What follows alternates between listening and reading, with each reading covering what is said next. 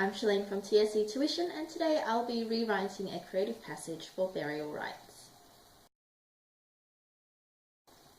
If you're studying burial rites for your creative SAC, your teacher has probably talked about the importance of the passages about landscape and about climate and the weather and things like that. And you'll be expected to not exactly recreate, but to write in that sort of style, and you would be expected to include some elements of landscape in your creative SAC as well. So today I'll be taking a passage that's not very good, a couple of sentences about the wind in Iceland, blowing around the houses, and I'll be rewriting that to show you how it could be improved. Okay, so the original passage I have here says, "The wind was cold and hard. It blew around the walls of the house and shook the windows. The snow on the ground was picked up and swirled in the air."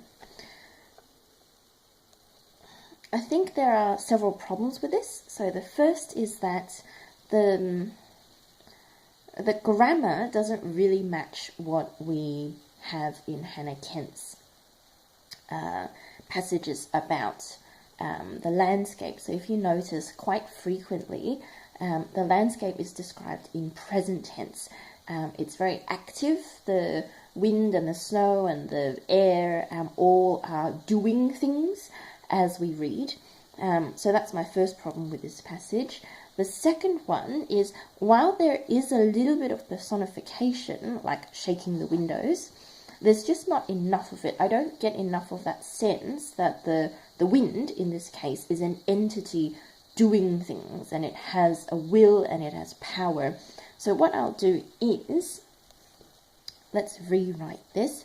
So let's say the other thing is that in that first sentence we have "the wind was cold and hard," which is very statementy. It's telling the reader that the wind is cold and it is hard. And like I say to all my students, verbs are the most exciting bits of your sentence. So you really want to make sure that your verbs are as exciting as you can get it. So instead of "the wind was cold," I might say "the cold wind," or perhaps "the wind chilled wind," maybe. But then I'm still struggling with that verb issue. So perhaps if I could, maybe "the wind chilled over the snowy ground," and there we go. So instantly I've added just a little bit more description, and then now I can have a more exciting kind of word of what the wind is doing.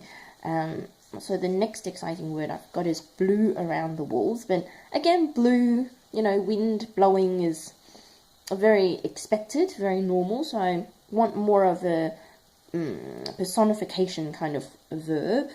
So perhaps "tore around," actually, you know what, I'm going to keep it in the present. "Tears around the walls of the house." So now I've got the wind doing something, and now I want to add a little bit more personality into it. Perhaps not looking, searching for a way in. Okay, the snow on the ground was picked up and swirled in the air. I think I'm going to ignore that for the moment, because now that I've got the wind doing something, right, searching for a way in, it's got intent, it's got power, so I'm going to run with that, and perhaps just further explore this idea. Around and around it goes until it finds a crack under the door, because now I've got this sense of the wind that coldness going inside the house. So I want to describe that a bit more in terms of, again, a very animalistic sort of way. Until it finds a crack under the door and maybe forces its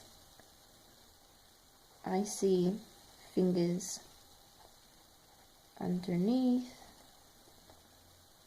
and claws at the warm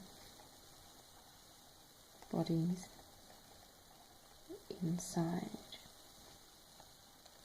So let's see, the wind chilled over the snowy ground, tears around the walls of the house, searching for a way in. Around and around it goes until it finds a crack under the door. You know what? I've got too many ands. I'm going to take that out, put a comma in.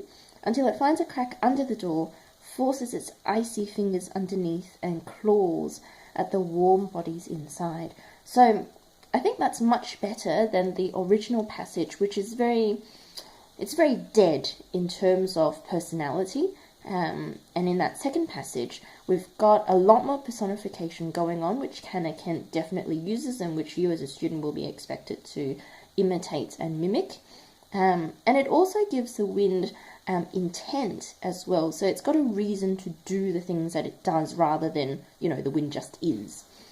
So I hope you found that helpful. Again, if you'd like one-to-one tutoring, please contact me on Facebook or on the website. Like and subscribe to both to keep updated on all the latest tips. Thanks for watching.